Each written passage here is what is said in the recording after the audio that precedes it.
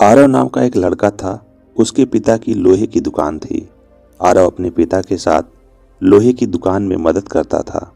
एक दिन उसने अपने पिता से पूछा कि पिताजी, इस दुनिया में मनुष्य की कीमत क्या होती है। अपने छोटे से बच्चे के इस सवाल से पिताजी हैरान रह गए। सोचने लगे कि आखिर इस बालक को ये ऐसा सवाल क्यों हुआ।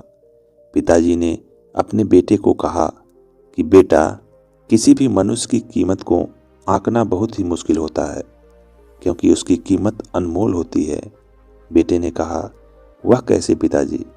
अगर सभी मनुष्य की कीमत अनमोल होती है तो फिर कोई अमीर तो फिर कोई गरीब क्यों होता है? किसी को कम रिस्पेक्ट मिलती है तो किसी को ज़्यादा क्यों मिलती है?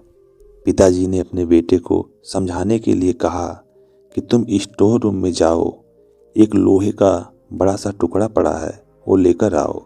बेटे ने कहा, जी पिताजी। वो लोहे का टुकड़ा लेकर आता है। पिताजी उससे पूछते हैं कि बताओ, इस लोहे के टुकड़े की क्या कीमत है?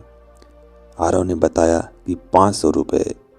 पिताजी अब उससे पूछते हैं कि अगर मैं इस टुकड़े को छोटे छोटे किल बना दूं तो फिर उसकी कीमत क्या होगी?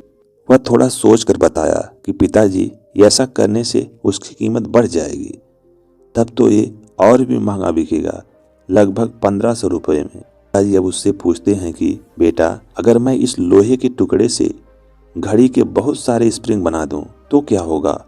आरव कहता है कि पापा, फिर तो इससे और भी ज़्यादा पैसे मिलेंगे।